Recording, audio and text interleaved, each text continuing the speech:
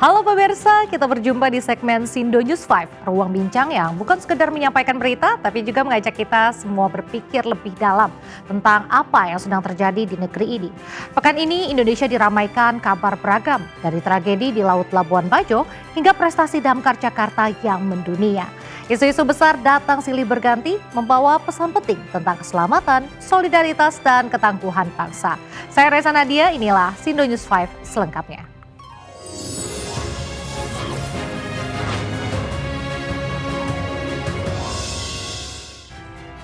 Tragedi tenggelamnya KM Putri Sakinah di perairan Pulau Padar, Nusa Tenggara Timur menyita perhatian dunia.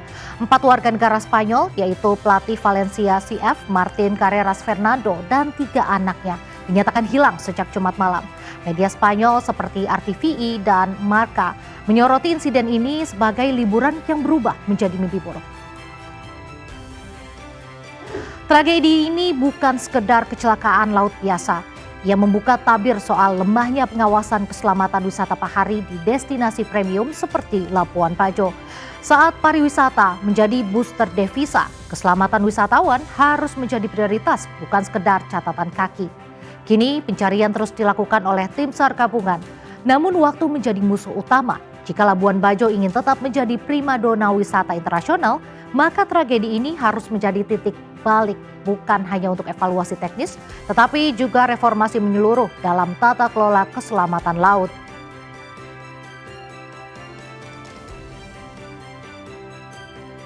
Ini kabar dari Sumatera yang membuat hati terenyuh sekaligus berpikir. Pemerintah pusat menggelontorkan bantuan 15 juta rupiah untuk rumah rusak ringan dan 30 juta rupiah untuk rusak sedang akibat bencana di Sumatera Barat, Sumatera Utara, dan Aceh. Untuk kebutuhan harian, warga hanya mendapat Rp15.000 per orang per hari untuk lauk pauk. Angka-angka ini menimbulkan pertanyaan besar, apakah cukup? Dalam logika ekonomi rumah tangga, Rp15.000 setara sebungkus nasi dan segelas teh.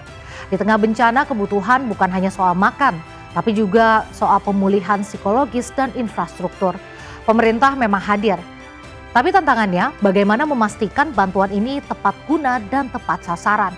Sejumlah kepala daerah mulai menyuarakan perlunya fleksibilitas anggaran dan percepatan distribusi. Karena dalam situasi darurat, kecepatan adalah segalanya. Jangan sampai bantuan yang niatnya mulia justru terhambat oleh birokrasi yang kaku dan lamban. Persoalan salah kecepatan data untuk ringan dan sedang ini setelah dibersihkan akan diberikan biaya tadi 15 juta dan 30 juta. Belum termasuk itu biaya dari itu BNPB yang akan memberikan. Biaya lain lah, bantuan lain dalam bentuk perabotan itu akan dibantu oleh Kementerian Sosial 3 juta dan juga untuk biaya ekonomi mereka membantu ekonomi sebanyak 5 juta. Ditambah lagi dengan lauk pauk sebanyak 15.000 selama 3 bulan.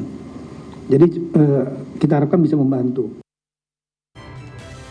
Ini kabar dari Sumatera yang membuat dahi berkerut. Kasat Jenderal Maruli Simanjuntak mengungkap adanya sabotase terhadap jembatan darurat Bailey di Aceh. Baut-baut jembatan yang baru dibangun untuk korban bencana justru dicopot oleh oknum tak bertanggung jawab. Ini biadab, tegas Maruli dalam konferensi pers. Bayangkan di tengah upaya pemulihan pasca bencana, ada yang justru menggergaji harapan. Ini bukan sekedar aksi kriminal, tapi juga ancaman terhadap solidaritas sosial.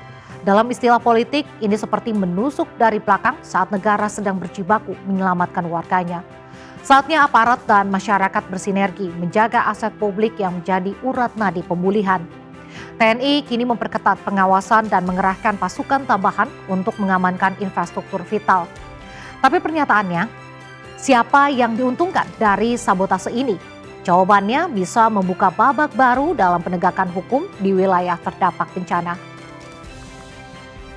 Dalam kondisi kompak pun ini masih ada orang yang berusaha mensabotase jembatan Bailey kita.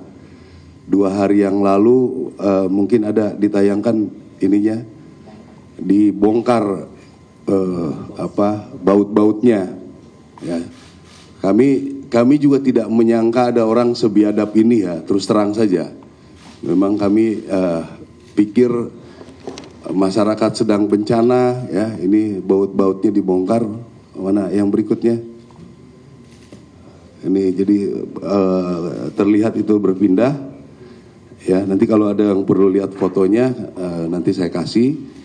Jadi dalam kondisi begini pun masih ada kelompok-kelompok orang yang mau bisa dikatakan arahnya kepada pemerintah. Ya, mengorbankan masyarakat yang sedang bencana pun mau dikorbankan. Jadi terus saya semalam tidak bisa tidur, saya memikirkan ini karena saya pikir orang sebiadab ini luar biasa. BMKG mengeluarkan peringatan penting, siklon tropis Hailey resmi terbentuk di selatan Pulau Sumba dan diprediksi memicu hujan lebat serta gelombang tinggi di Bali, NTB, dan NTT. Kecepatan angin mencapai 65 km per jam dan gelombang bisa menembus 4 meter. Meski bergerak menjauh, dampaknya tetap terasa. Nelayan, pelaku wisata, dan warga pesisir harus ekstra waspada. Ini momentum untuk memperkuat sistem peringatan dini dan edukasi mitigasi bencana agar tak ada lagi korban karena kelengahan. BMKG juga mengingatkan potensi banjir bandang dan longsor di wilayah perbukitan. Pemerintah daerah diminta siaga penuh, sementara masyarakat diimbau tidak memaksakan aktivitas laut. Karena dalam cuaca ekstrim, keputusan bijak bisa menyelamatkan nyawa.